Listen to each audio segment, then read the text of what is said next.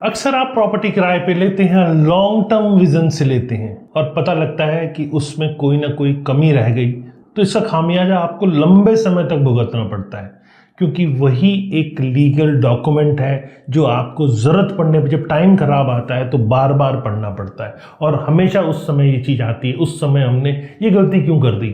तो आज आपकी ये गलती में सुधारने आया हूँ, आप फ्यूचर में गलती ना करें उसके लिए आज मैं आपको लीज डीड एग्जीक्यूट करने से पहले सारे प्रिकॉशंस बताने वाला हूँ। एक स्टैंडर्ड फॉर्मेट भी अगर आपको चाहिए तो वो भी आपको मैं प्रोवाइड करूँगा। तो आप गलती ना करें लीज डीड के अंदर, उसके लिए ये वीडियो आज आपको बहुत फ़ायदा देने वाला है। कितना फ़ायदा चाहिए ये आपको देखना है। अगर फ़ायदा ज़्यादा चाहिए तो पूरा वीडियो देखिएगा, फ़ायदा कम चाहिए तो थोड़े में भी आप संतुष्ट हो सकते हैं तो कम देखिएगा। लेकिन हाँ, और लोग गलती ना करें आपके मिलने जुलने वाले, उसके लिए उनको शेयर ज़रूर कीजिएगा, जिससे वो अच्छी तरह से देखकर समझकर तभी कोई लीज डीड साइन करें। तो चलिए वीडियो को शुरू करते हैं और आप फ्यूचर में ऐसी गलती ना करें उसके लिए आज आपको डिटेल्ड एनालिसिस के साथ प्रिकॉशंस बताता हूं जो आपको चेक करने हैं लीज डीड एग्जीक्यूट करने से पहले।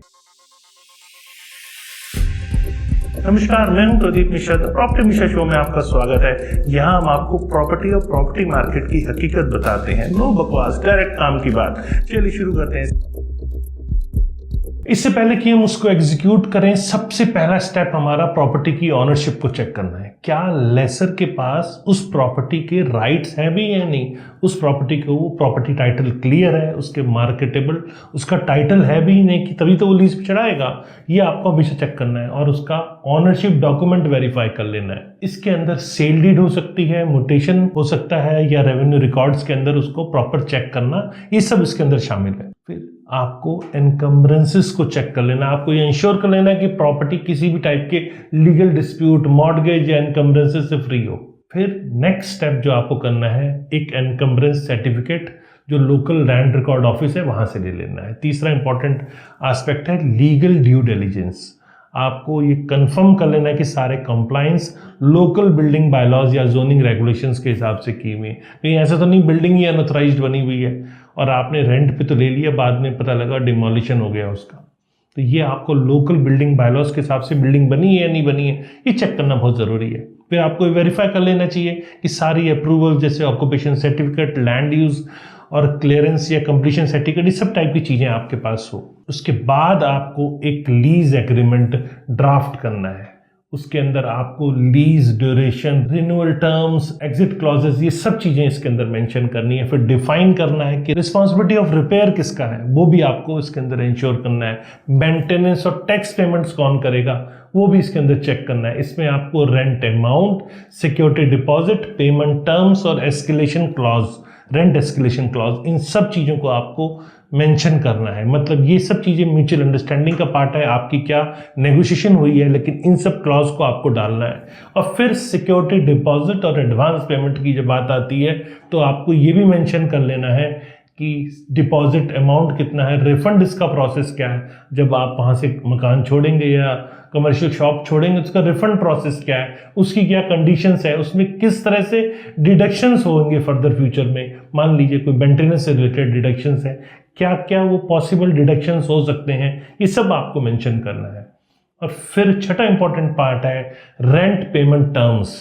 इसमें आपको ड्यू डेट डिफाइन करनी है, मोड ऑफ पेमेंट डिफाइन करना है, लेट पेमेंट पेनल्टी डिफाइन करनी है, टैक्स डिडक्शंस, टीडीएस जो रेंट के ऊपर है अगर वो एप्लीकेबल है, जैसा गवर्नमेंट ने इस समय 6 लाख तक के रेंट के ऊपर टीडीएस एप्लीकेबल नहीं है, 6 लाख से ऊपर होता है तो टीडीएस इसके ऊपर एप्लीकेबल हो जाता है। तो 6 लाख से अगर ऊपर आपका ईयरली रेंट है तो टीडीएस आप उस पर काटेंगे, वो भी आपको सब एग्रीमेंट में मेंशन कर देना है। फिर प्रॉपर्टी कंडीशन और हैंडओवर, आप उस प्रॉपर्टी को प्रॉपर इंस्पेक्शन करेंगे और करंट कंडीशंस जो उस प्रीमाइसिस का है उसका आप प्रॉपर एक वीडियो बना के भी अपने पास रखेंगे। ये सबसे इंपॉर्टेंट चीज़ है।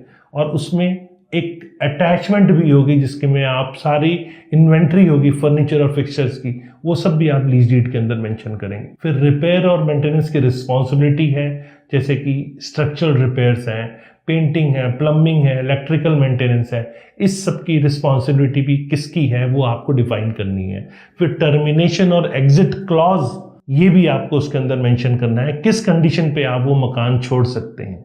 ये आपको मेंशन करने की ज़रूरत है। और फिर नोटिस पीरियड इसके लिए क्या देना होगा आपको, अगर टर्मिनेट कर रहे हैं आइदर पार्टी, वो या आप, कोई टर्मिनेट कर रहा है तो कितने टाइम का नोटिस पीरियड है, क्या ये नोटिस पीरियड आपकी तरफ से है या आपको जिसका मकान है वो भी खाली करा सकता है, ये भी आपको देखना होता है। क्योंकि अक्सर अगर कोई कमर्शियल प्रॉपर्टी लिया आपने, वहाँ धंधा जमा लिया, उसके बाद प्रॉपर्टी ओनर आपको कहता है खाली कर दो, तो आपके पास कोई चारा नहीं होता। तो आपको रेंट टाइमली देते रहना है, जिससे कि जो प्रॉपर्टी ओनर है बगैर किसी वजह के टर्मिनेशन क्लॉज जैसी चीज़ों के ऊपर वर्किंग ना करे।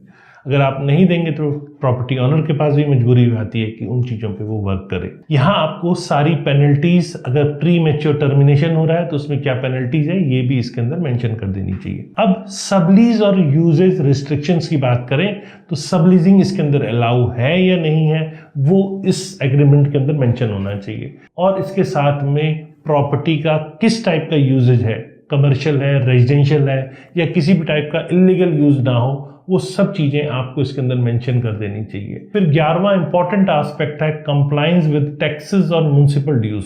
आपको ये चेक कर लेना है कि म्युनिसिपल टैक्सेस के लिए कौन रिस्पॉन्सिबल है, सर्विस चार्ज और अदर डिवाइस है उसके लिए कौन रिस्पॉन्सिबल है, ये आपको जरूर उस एग्रीमेंट के अंदर चेक करके मेंशन कर लेना है। क्योंकि agreement mutual understanding between two parties है, तो जो आप पहले सोच समझ लेंगे और एग्रीमेंट कर लेंगे वही आपका फाइनल होगा, जो पेपर में है वही फाइनल माना जाएगा। लेकिन अगर फ्यूचर में कोई डिस्प्यूट आ रहा है तो डिस्प्यूट रेजोल्यूशन क्लॉज भी आपको इसके अंदर डाल देना चाहिए। मतलब जो ज्यूरिडिक्शन है लीगल डिस्प्यूट की वो इसके अंदर आपको मेंशन करना है, और साथ में आर्बिट्रेशन जो क्लॉज है, क्विक रेजोल्यूशन हो पाए उसके लिए आपको आर्बिट्रेशन क्लॉज भी डालने की जरूरत है। फिर 13वां इंपॉर्टेंट पॉइंट आता है इंश्योरेंस कवरेज। जी हाँ, प्रॉपर्टी इंश्योरेंस फायर के अगेंस्ट में है या नहीं है, थेफ्ट या कोई और रिस्क है, उसके लिए कौन रिस्पॉन्सिबल है, ये सब भी चीजें आपको मेंशन करनी है। और फिर 14th इंपॉर्टेंट एस्पेक्ट है रजिस्ट्रेशन और स्टैम्प ड्यूटी। लीज डीड को प्रॉपरली एग्जीक्यूट करने की जरूरत है, और साथ में नॉन जुडिशियल स्टैम्प पेपर पे एप्रोप्रिएट वैल्यू देकर इसको आपको रजिस्ट्रेशन कराने की जरूरत है। जो डीड रजिस्टर्ड होता है वो सब रजिस्ट्रार ऑफिस में होता है, तभी वो लीगली इन्फोर्सेबल होता है। तो ये सारी इंफॉर्मेशन आपको हमेशा ध्यान रखनी है।